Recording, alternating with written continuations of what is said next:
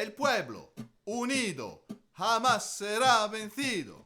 El pueblo unido jamás será vencido. El pueblo unido jamás será vencido. El pueblo unido. Moi, je pense que c'est une discussion qui est très importante qu'on a ce soir. Ce qui se passe au Venezuela, c'est actuellement un point central de la lutte des classes au niveau international, le plus grand impérialisme mondial, le plus puissant, qui essaye de soumettre un pays colonisé et de aussi détruire les derniers restes, si on veut, de la révolution bolivarienne. Donc pour commencer, commençons par la question de pourquoi cette intervention américaine maintenant, et un rappel des faits, de ce qui s'est passé. Déjà à la fin de l'année dernière, Trump a lancé des actes, a été de plus en plus agressif envers le Venezuela, a lancé des actes de piraterie contre des pétroliers vénézuéliens. Ensuite, ça a suivi avec, au début janvier, le bombardement de Caracas qui a fait une centaine de morts civiles et qui a préparé le 3 janvier l'enlèvement de Nicolás Maduro, le président du Venezuela, pour le mettre en jugement aux États-Unis sur une accusation complètement absurde de narcotrafic, comme quoi il aurait été dirigeant d'un cartel de drogue qui, en fait, que même l'administration américaine a dû reconnaître n'existe pas. Ce genre de choses. Et donc, à enlever un citoyen d'un autre pays pour le juger selon sa loi, donc même du point de vue du droit bourgeois, c'est complètement faux c'est absurde ce qui s'est passé là. Et maintenant, on voit aussi, ça a suivi une période d'un peu de confusion, mais on voit maintenant beaucoup plus clair quel est le plan des États-Unis. Trump le dit même très ouvertement, il est là pour le pétrole. Il a déjà saisi et vendu environ 500 millions de dollars de pétrole vénézuélien qui était stocké dans des bateaux et présent là à cause du blocus. L'argent, les dollars de cette vente vont rester sous le contrôle des États-Unis dans des comptes bancaires au Qatar et les États-Unis vont aussi contrôler comment l'argent est utilisé au Venezuela. Trump a annoncé que la priorité de l'utilisation de cet argent sera donnée aux investisseurs privés qui veulent importer de la nourriture ou des marchandises pour la production des entreprises états-uniennes au Venezuela. Aucun argent n'ira aux créanciers du Venezuela, et ça c'est une attaque directe contre l'impérialisme chinois qui veut aussi se faire rembourser ses dettes. Et à côté de ça aussi, je pense hier, les déportations de Vénézuéliens par les États-Unis au Venezuela, du coup, ont repris alors qu'elles avaient été suspendues pendant une période. Et je pense qu'on doit qualifier clairement ce qui s'est passé. Ce qui s'est passé, c'est une agression impérialiste. Ils ont kidnappé le président d'un pays souverain et maintenant ils imposent à ce pays un régime semi-colonial concernant surtout sa ressource la plus importante, le pétrole. Et c'est notre devoir, premièrement, de dénoncer et de soutenir le peuple vénézuélien dans sa lutte anti-impérialiste, dans sa lutte pour sa souveraineté. Et contrairement à l'argument principal que utilisent les États-Unis pour justifier leur agression, le caractère du gouvernement Maduro n'a pas de rôle à jouer pour nous dans le fait qu'on soutient le peuple vénézuélien. Les États-Unis n'ont aucune leçon de démocratie à donner à personne et sont déjà en train d'installer un gouvernement qui ne serait qu'un pantin pour eux et s'en fichent clairement de la démocratie au Venezuela. Et si on regarde même plus loin l'historique des interventions américaines, ce qui s'est souvent passé, c'est qu'ils ont amené les pays qu'ils ont envahis n'ont jamais vu la démocratie et ont souvent vu la ruine, la guerre civile, on pense à l'Irak, à la Libye. Genre l'impérialisme américain, États-Unis aujourd'hui, est la force la plus réactionnaire dans le monde et ils veulent faire du Venezuela une de leurs colonies, exploiter ses ressources pour le bénéfice exclusif de leur monopole et de leur classe dirigeante. Et je pense que c'est important pour nous de aussi mentionner la complicité grave des gouvernements européens qui se sont tous couchés comme des petits chiens obéissants devant Trump. Macron a salué un grand jour pour la démocratie au Venezuela. Et notre classe dirigeante suisse, toujours très lâche et hypocrite, on doit regarder ce qu'elle a fait, c'est notre ennemi principal. Donc directement après l'enlèvement de Maduro, le Conseil fédéral a fait un communiqué pour appeler au calme et au respect du droit international. Et quelques jours plus tard, ils ont annoncé geler les avoirs de Maduro pour les rendre au peuple vénézuélien quand la démocratie sera assurée, c'est-à-dire pour rendre l'argent au gouvernement marionnette des États-Unis quand il sera en place. Le Conseil fédéral, la classe dirigeante suisse se soumettent complètement à l'impérialisme américain comme tous les autres pays européens. Et ça, c'est rien de nouveau en fait de la part de la Suisse. Déjà depuis 2018, la Suisse applique des sanctions contre le Venezuela. Et pourquoi la Suisse fait ça ? Parce que le Conseil fédéral, parce que la Suisse défend les intérêts de la classe dirigeante des capitalistes suisses. On a en Suisse, et notamment ici à Genève, plein d'entreprises de négoce, de matières premières qui sont très très intéressées par le pétrole vénézuélien et des profits qu'ils peuvent leur apporter. Et notamment Trafigura et Vitol, qui sont deux entreprises de négoce de pétrole qui sont basées ici à Genève, ont été désignées par Trump pour vendre le pétrole vénézuélien sur le marché mondial. Et ça montre encore une fois l'hypocrisie du Conseil fédéral, de toute la classe dirigeante suisse, c'est qu'elle parle de droit international pour cacher le fait qu'elle s'aligne avec l'impérialisme américain. Et à nouveau, c'est rien de nouveau. Déjà aussi en 2018, plusieurs entreprises de négoce, les deux que j'ai citées, et aussi Glencore, et des banques suisses, le Crédit Suisse, Julius Baer, ont participé à un schéma de corruption dans l'entreprise publique pétrolière du Venezuela, donc PDVSA, et n'ont jamais, ce qui a été avéré, et l'État suisse ne les a jamais condamnés, ou seulement à des peines symboliques de genre accepter un auditeur externe de faire un audit dans votre entreprise. Donc l'État suisse couvre le pillage des ressources du peuple vénézuélien par les entreprises de négoce, les banques et par la classe dirigeante suisse. Aussi, il y a le cas de Holcim, qui est une des plus grandes boîtes de production de ciment, qui est aussi suisse, qui a fusionné avec la boîte française Lafarge récemment, qui a été forcé de vendre ses cimenteries au gouvernement vénézuélien en 2008, à un très bon prix d'ailleurs, et qui serait probablement très heureuse de les récupérer à moindre prix maintenant, et qui a aussi des intérêts là-dedans. Donc, en fait, nous, notre rôle de communistes en Suisse, de révolutionnaires en Suisse, c'est on doit dénoncer l'hypocrisie de la classe dirigeante en Suisse, dévoiler son vrai rôle, son vrai objectif, derrière tout ce discours de respect du droit international et des escalades et d'appel au calme. La classe dirigeante suisse s'aligne avec les États-Unis pour essayer de profiter au maximum de l'opportunité de maximiser aussi ses profits au Venezuela. Et il faut en tirer la conclusion pour nos moyens de lutte. Je reviendrai dessus plus tard. Mais c'est important aussi d'aller plus loin, de tirer les leçons en fait, de la situation actuelle. La première chose, c'est que positivement ou négativement, beaucoup de gens, mais aussi dans la gauche, attribuent l'intervention et l'escalade actuelle à la seule personnalité de Trump, c'est lui qui serait fou. Mais il faut voir plus loin. Non, genre depuis 2 siècles quasiment, l'impérialisme américain considère l'Amérique latine comme sa zone d'influence exclusive, que les marchés et les ressources de l'Amérique latine lui appartiennent. Et à l'époque, au XIXe siècle, c'était la justification pour mener la guerre contre l'Espagne et la forcer à lâcher son pouvoir colonial. Mais particulièrement au Venezuela, depuis la révolution bolivarienne en 98, les impérialismes US ont toujours voulu reprendre le contrôle sur le Venezuela. Et 2 mots donc sur la révolution bolivarienne, j'ai pas beaucoup le temps de développer là-dessus, mais donc avant 98, le Venezuela était dominé par l'impérialisme américain. Genre la quasi seule activité économique, c'était l'extraction de pétrole par les multinationales américaines, qui disposaient de contrats très avantageux que le gouvernement vénézuélien lui donnait, et la population vivait dans des conditions de grande pauvreté. Et donc, en 98, Hugo Chavez a été élu sur un programme d'émancipation du Venezuela de l'emprise états-unienne et de participation populaire à la politique. C'est quelque chose qui a beaucoup résonné avec la population, qui a vu en fait dans Chavez un moyen de réaliser ses aspirations à sortir de la pauvreté, à vivre mieux, et aussi à prendre un certain contrôle sur la société. Et à la base, son programme, il était très limité. Il voulait seulement renégocier l'exploitation du pétrole avec les multinationales américaines pour récupérer une plus grande partie du profit et comme ça financer des services sociaux pour la population. Mais sous la pression des masses et sous la pression aussi de l'impérialisme US qui ne se laissait pas faire, il est allé plus loin et jusqu'à instaurer le contrôle ouvrier dans certaines usines, créer des organes de démocratie de base et ainsi de suite. Et donc pour les USA, et il faut dire que ce soit les démocrates ou les républicains au pouvoir, le Venezuela a toujours été vu comme un dangereux exemple d'entrée des masses dans l'arène politique pour lutter contre l'impérialisme, et cet exemple devait être détruit.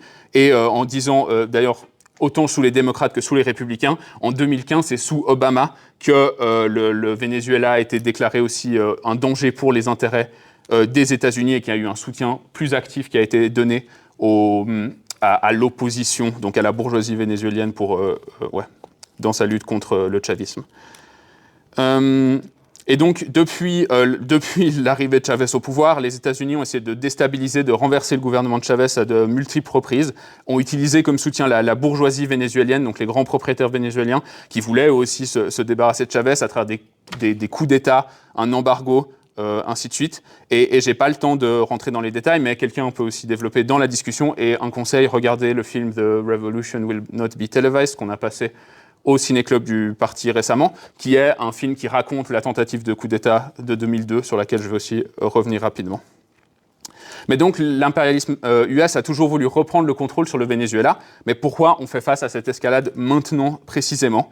Et pour ça, on doit comprendre la position ou la situation de l'impérialisme mondial et de l'impérialisme américain dans la lutte impérialiste.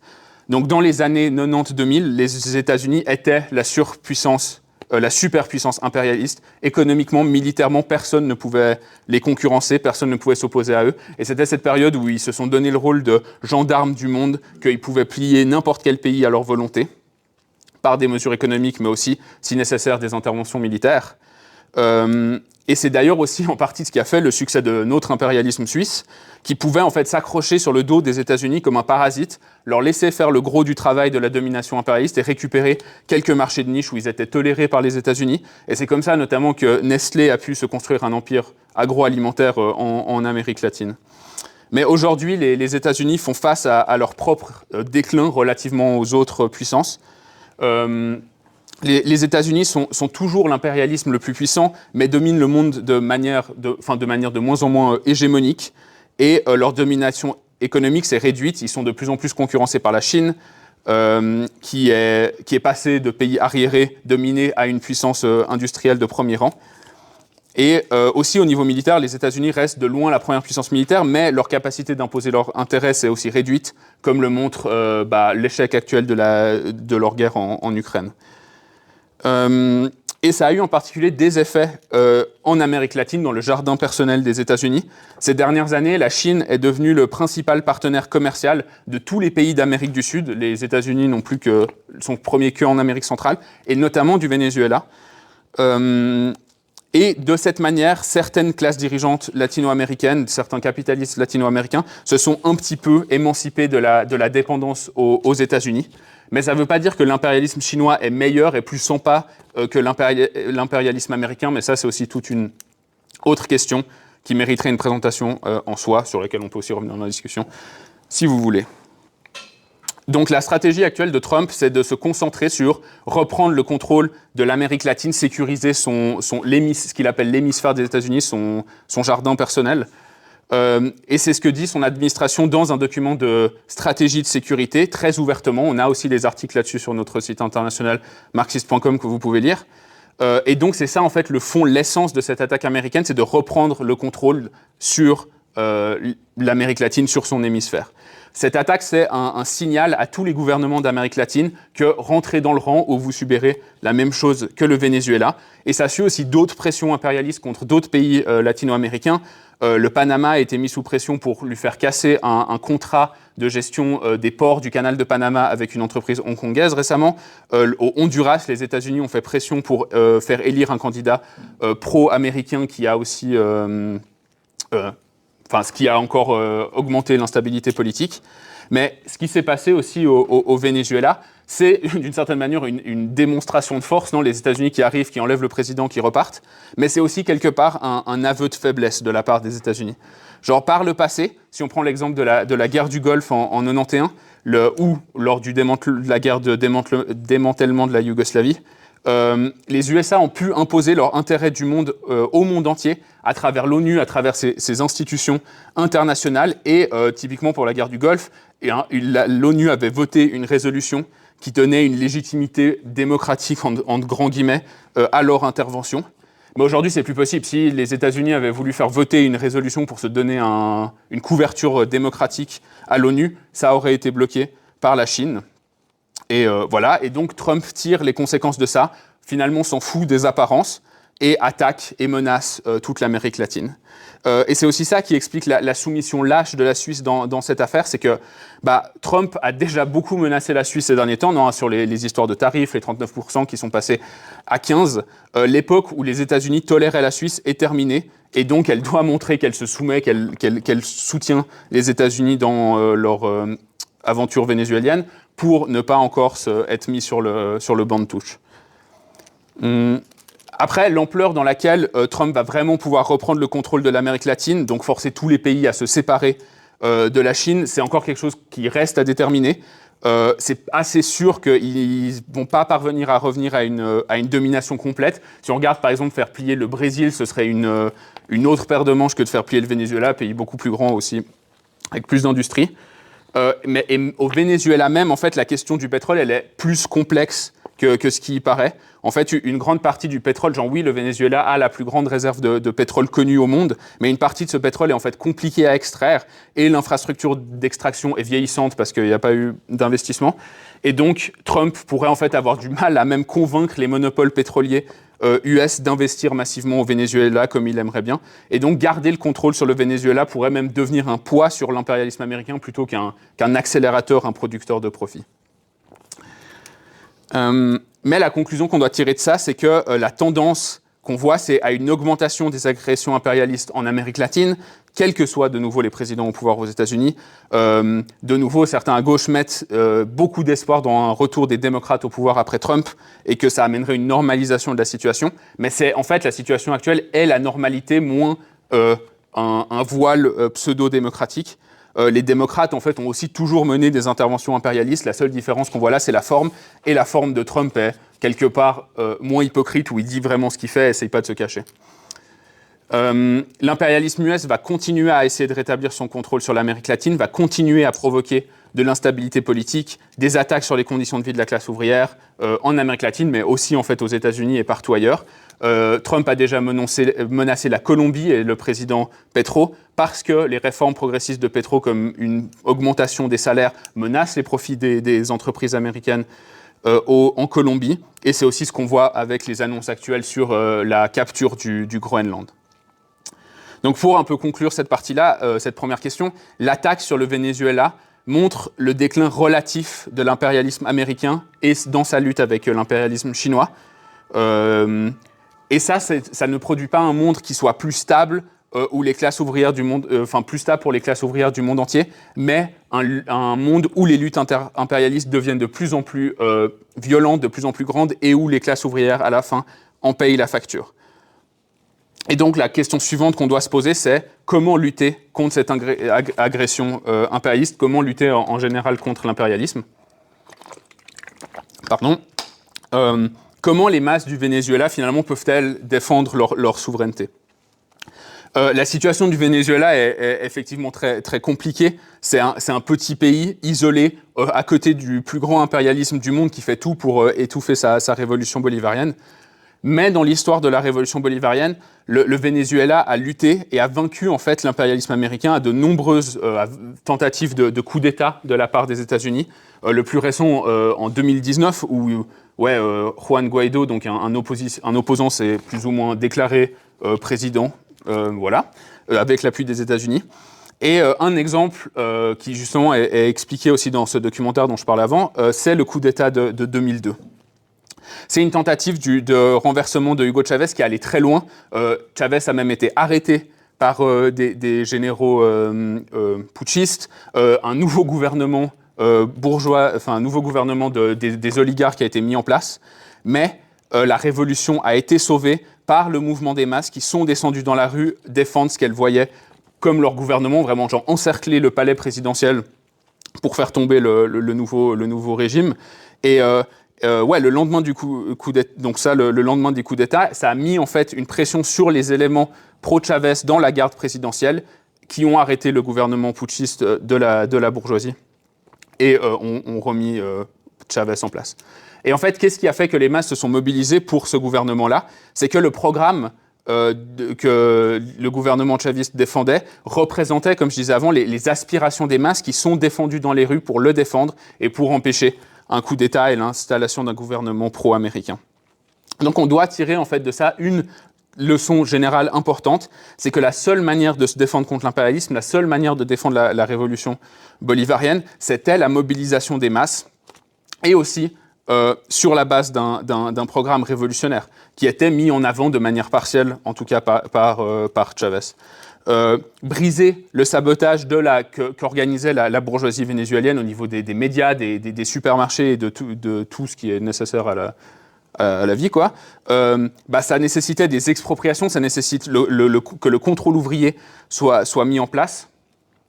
Et pour pouvoir briser en fait cette capacité de saboter de la part de la bourgeoisie et en même temps fournir aux travailleurs ce dont ils ont besoin à travers un plan économique. On voit que la défense de la révolution nécessite aussi d'armer, d'organiser politiquement le peuple, la classe ouvrière, et aussi d'appeler au soutien international, à la solidarité de classe de la classe ouvrière au niveau mondial. Et c'est des leçons et c'est sur la base de ces leçons-là qu'on doit étudier l'action actuelle du gouvernement. Dans un moment décisif comme actuellement, c'est nécessaire de lutter avec les meilleurs moyens possibles et donc d'ouvrir une discussion dans le camp de solidarité avec le Venezuela sur comment mener la lutte. Et donc la présidente par intérim, maintenant Delcy Rodriguez, a commencé par prononcer quelques discours assez radicaux, anti-impérialistes au début. Mais depuis, on voit, c'est déjà difficile en fait de savoir tout ce qui se passe parce que le gouvernement n'explique pas beaucoup aux masses ce qui se passe. Mais on sait qu'elle a discuté avec Trump par téléphone et qu'elle a salué ça après comme un échange très constructif. Elle a rencontré le directeur de la CIA, ce qu'elle a essayé d'ailleurs de garder secret et qui a été leak par la CIA elle-même. Elle a ensuite proposé au Parlement une réforme de la loi de Chavez sur les hydrocarbures et de la loi sur le travail sans vraiment clarifier quel devait être le contenu de ces réformes. Mais de l'autre côté, on sait aussi qu'une grande entreprise pétrolière américaine, ExxonMobil, a indiqué à Trump que son retour au Venezuela est conditionné à une réforme, à un retrait de cette loi, justement. En fait, le problème de fond, c'est que le gouvernement du Venezuela n'offre pas vraiment d'explication aux masses sur ce qui se passe, à part qu'on négocie avec les États-Unis, et ces négociations sont très productives et cordiales. Et c'est difficile de dire dans quelle perspective vraiment ils font ça. Est-ce qu'ils font ça sous la menace, ou est-ce qu'ils ont juste aussi consciemment décidé de trahir la révolution et de devenir les marionnettes de l'impérialisme américain. Mais ce qui importe, c'est les faits, c'est les actes. Et dans ce cas, c'est ces négociations secrètes avec l'impérialisme, une soumission à celui-ci, ne peuvent avoir comme effet que d'augmenter l'incompréhension de la part des masses, le cynisme aussi, et donc d'affaiblir en dernière instance la révolution et la capacité des masses à se défendre. Il y a eu dans la gauche, donc certains à gauche ont dit que tout ce qui se passe, c'est des concessions nécessaires pour sauver la révolution et utilisent l'exemple des négociations de Brest-Litovsk que le parti bolchevique avait mené avec l'impérialisme allemand en 1918 à la fin de la Première Guerre mondiale. Peut-être 2-3 mots là-dessus, mais donc rapidement, le contexte en 1918, c'est la révolution russe de 1917 est isolée. L'impérialisme allemand avance très vite en Russie. Et pour sauver la révolution, les bolcheviks, donc le gouvernement révolutionnaire, ont été forcés de négocier la paix avec l'impérialisme et en grande partie sur ces demandes. Mais je dirais que ceux qui utilisent en fait cet exemple pour justifier ce que fait le gouvernement vénézuélien, il manque un point central, c'est que les bolcheviks ont toujours utilisé les négociations à Brest-Litovsk, comme une manière d'agiter encore les masses, de parler avec les masses ouvrières, en particulier de parler aux masses allemandes par-dessus la tête de leurs généraux, de les appeler en fait aussi à la révolution, et surtout en Russie, donc dans un contexte de guerre, le gouvernement bolchevique a fait voter les soviets, donc les organes de représentation ouvrière. Il y avait un grand débat en fait en cours même au sein du parti sur le contenu de cet accord, genre à tous les moments. Le gouvernement bolchevique a fait ça ouvertement, s'est servi de ces négociations pour mobiliser les masses, pour même juste leur expliquer quel était le sens réel, ce qui se passait réellement. Ils n'ont jamais fait des négociations secrètes qui se sont terminées avec un communiqué. Les négociations avec l'impérialisme allemand se passent de manière très cordiale et constructive. Pourquoi ? Parce que l'idée centrale dans l'action bolchevique était seulement la mobilisation des masses peut sauver la République socialiste sur un programme révolutionnaire, et ce n'est pas les accords avec l'impérialisme qui vont pouvoir faire ça.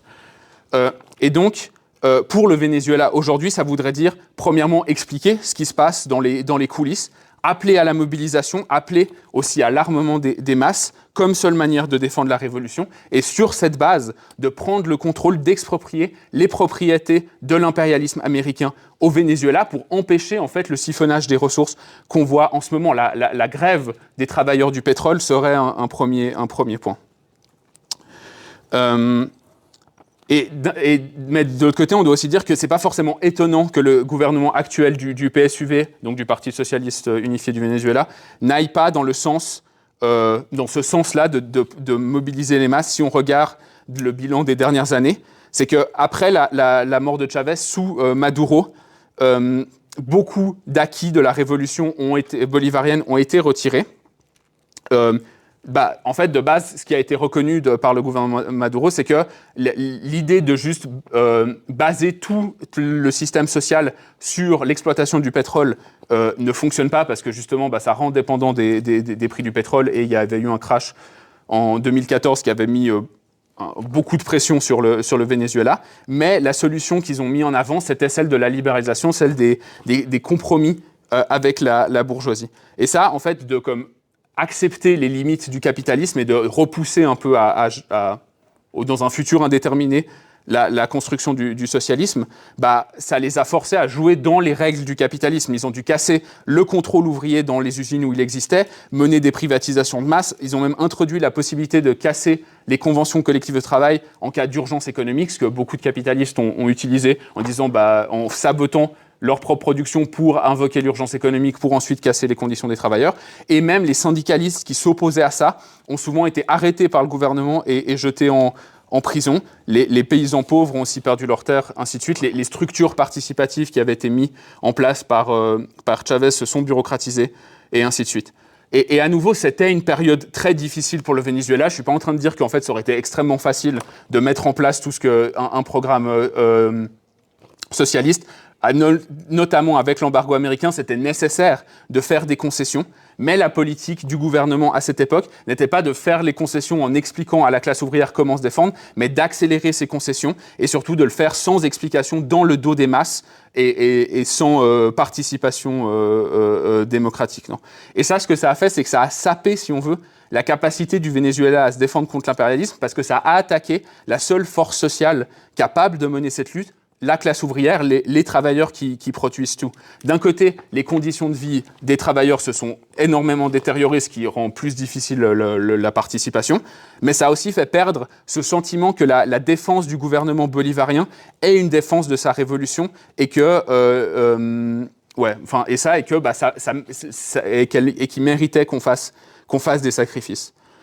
Et du coup, maintenant, ce qui serait urgent au Venezuela, c'est de rendre les masses à nouveau capables d'entrer en lutte, de justement renouer avec les traditions révolutionnaires et un programme socialiste. Et c'est ça ce que nos camarades au Venezuela, donc notre section vénézuélienne que Ephraim a déjà mentionné, défend ce programme, celui que je disais plus haut de armement des masses et d'expropriation des avoirs états-uniens au Venezuela. Et aussi en soulignant la nécessité de construire un parti révolutionnaire qui peut défendre ce programme-là, parce que les masses ne peuvent pas faire confiance aux bureaucrates de l'État et aux généraux pour le faire à leur place. Genre, si on apprend une chose de la révolution vénézuélienne, c'est que c'est pas possible de faire la révolution à moitié. À un moment, soit les travailleurs prennent le pouvoir, soit les capitalistes détruisent toutes les avancées. Mais ce qu'il faut aussi dire, c'est que c'est pas possible de faire la révolution socialiste au Venezuela uniquement. Le socialisme dans un seul pays est impossible, et est d'autant plus impossible dans un pays petit et disons dominé par l'impérialisme. Et là rentre en jeu la question du mouvement ouvrier aujourd'hui en Occident, donc dans nos pays. Et un premier point important à faire ici sur la question de notre rôle en fait à nous en Occident, c'est la question du droit international. Parce que dans toutes les mobilisations, dans toutes les prises de position actuelles, c'est le moyen de lutte qui est proposé, qui est mis en avant. le communiqué commun après la première mobilisation qu'il y a eu ici à Genève parlait d'une activation urgente des mécanismes et organes compétents des Nations Unies pour faire cesser cette agression. Mais l'idée que l'ONU va être capable de faire cesser cette agression va à l'encontre de la réalité de ce qu'est l'ONU depuis sa naissance, en fait. En 3 ans de génocide à Gaza, il y a eu des mandats d'arrêt de la Cour pénale internationale contre Netanyahou qui n'ont jamais été appliqués. L'AG de l'ONU, elle vote religieusement chaque année une résolution demandant la fin du blocus sur Cuba qui est aussi jamais appliquée. Et on parle des 3 dernières années de génocide à Gaza, mais sur les 70 ans d'oppression et de vol des terres des Palestiniens, l'ONU n'a jamais été capable de faire quoi que ce soit de substantiel pour eux. En fait, le droit international, c'était juste une institution de la domination impérialiste des États-Unis dans la période où ils dominaient le monde de manière hégémonique. Et aujourd'hui, la crise du droit international, la crise des institutions internationales de l'ONU, c'est le produit du déclin relatif des États-Unis et de ce nouveau monde où avec l'impérialisme chinois, aussi l'impérialisme russe qui monte.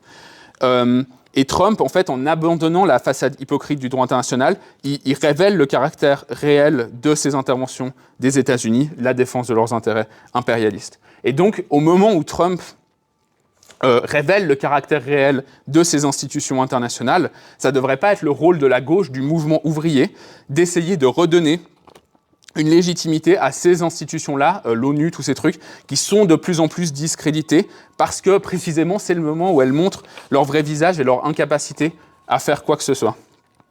Et certains pourraient dire, oui, même si rien ne se passe, c'est bien que l'ONU condamne l'intervention des États-Unis, parce que ça confirme que c'est une agression impérialiste, c'est une victoire symbolique ou des choses comme ça. Déjà, je pense qu'on n'a pas besoin de l'ONU pour savoir que c'est une agression impérialiste, si Trump lui-même nous le dit. Mais le problème grave, je pense, dans cette position-là, c'est que en fait, ça substitue l'ONU à la mobilisation des masses. Ça dit aux masses, en fait, en Occident, aux travailleurs qui sont aussi choqués par ce qui se passe, oui, vous êtes choqués par ce qui se passe, mais pas de stress, on a juste à demander à l'ONU d'intervenir et vous n'avez finalement pas besoin de vous mobiliser au-delà que de quelques petites mobilisations symboliques pour leur montrer que c'est quelque chose qui nous tient à cœur ou je sais pas quoi.